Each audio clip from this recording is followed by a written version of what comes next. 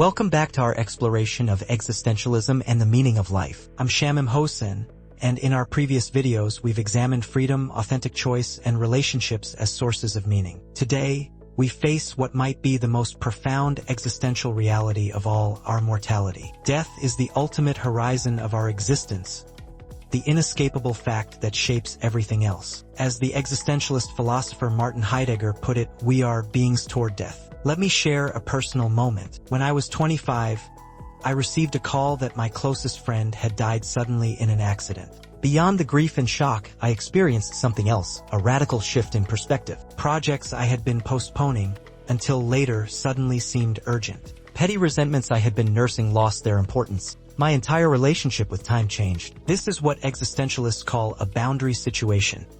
A moment when the comfortable illusions of everyday life fall away, and we confront the fundamental conditions of our existence. Today, we'll explore how awareness of mortality can transform our experience of time and open us to a more authentic relationship with life itself. Most of the time, we live as if death is merely something that happens to others, an abstract fact rather than a personal reality. Heidegger called this state forgetfulness of being, where we become absorbed in everyday concerns and lose sight of the bigger picture. This forgetfulness isn't accidental. Our culture offers countless ways to distract ourselves from mortality, from the relentless pursuit of status and possessions to the endless entertainment at our fingertips. But existentialists argue that authentic living requires what Heidegger called being toward death.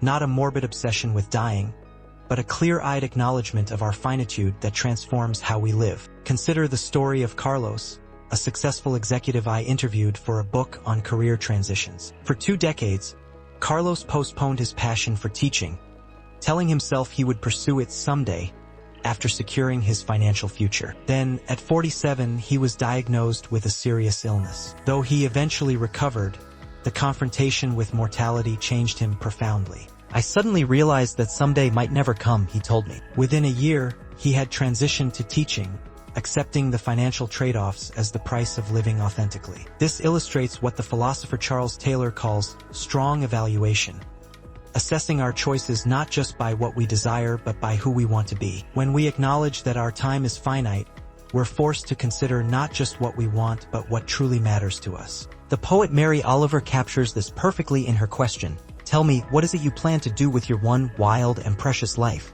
This is the existential question that awareness of mortality forces upon us. Existentialists have much to teach us about our relationship with time itself. Heidegger distinguished between different ways of experiencing time: the mechanical clock time that measures our days versus lived time, how we actually experience duration based on our engagement and meaning. You've likely experienced this distinction. An hour in a boring meeting can feel endless, while hours flow by unnoticed when you're engaged in something meaningful. This is because our experience of time is inseparable from our mode of being in the world. The French existentialist Jean-Paul Sartre emphasized that we exist in 3 temporal dimensions simultaneously. We are our past in the sense that our previous choices have shaped who we are. We are our future through our projects and possibilities. And we are our present through our current engagement with the world. Let me illustrate this with a story about my grandfather. In his late 80s, confined to a wheelchair and with failing health, he started learning Italian.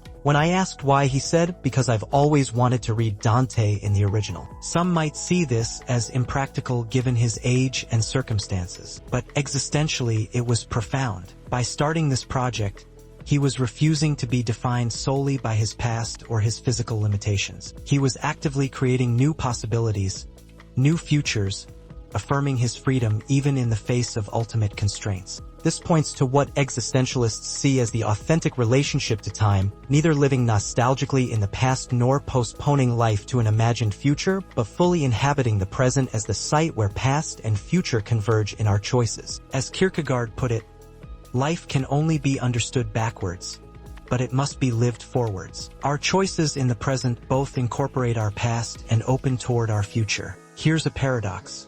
Our mortality, which might seem to render life meaningless, is actually essential to its meaning. If we lived forever, would anything have urgency or significance? Would choices matter if we had infinite time to try every possible path?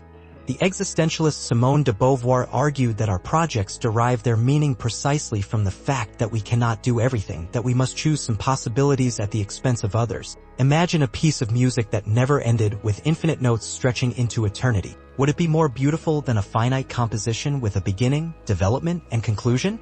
Most of us would say no. The temporal structure, the very finitude of the piece, is essential to its beauty and meaning. I think of my friend Sophia, a photographer who spent 3 years documenting the lives of refugees. When I asked what drove her demanding project, she said something striking.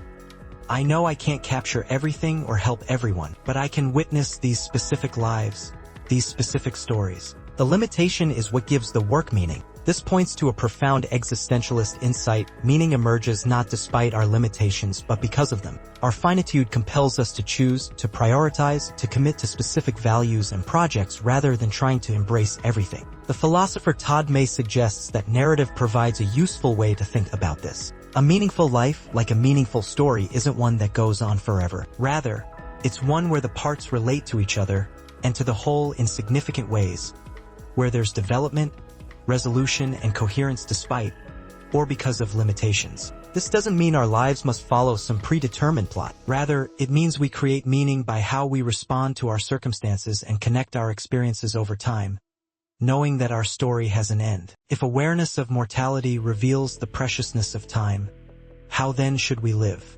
Many existentialist thinkers point toward a quality of presence, full engagement with each moment rather than constantly projecting toward the future or dwelling in the past. Heidegger called this state authenticity, when we act from a clear awareness of our situation, including our mortality, rather than simply following social scripts or fleeing from anxiety through distraction. This doesn't mean living only for immediate pleasures. Paradoxically, awareness of our finitude can motivate long-term commitments and projects precisely because we understand their significance differently. I think of the environmental activists who plant trees they may never see mature, or architects who design buildings that will outlast them. Their work is meaningful not despite, but because of their awareness that their individual lives are brief contributions to something ongoing. The Stoic philosopher Seneca, whose thinking influenced existentialism, wrote, "Life is long enough if you know how to use it." For existentialists, using it well means neither frantically trying to do everything nor passively waiting for life to happen,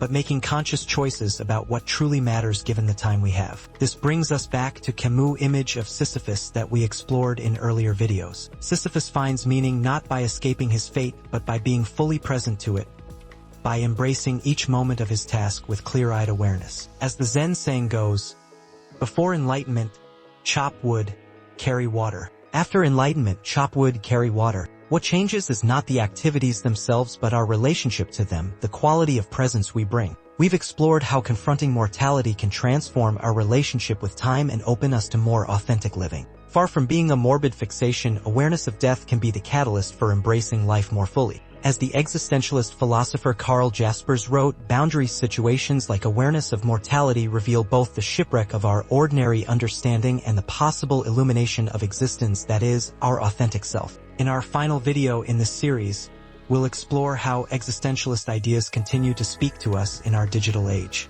How do concepts like authenticity, freedom, and meaning translate to a world of social media, artificial intelligence, and environmental crisis? What does existentialism offer to the unique anxieties and possibilities of our time?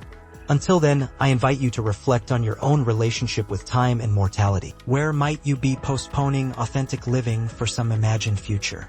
How might clearer awareness of life's finitude reshape your priorities now?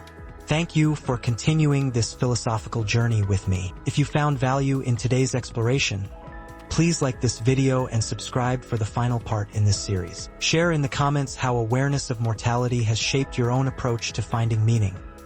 I'm always moved by your reflections. Until next time, remember that in embracing our finitude, we paradoxically open ourselves to life's fullest possibilities.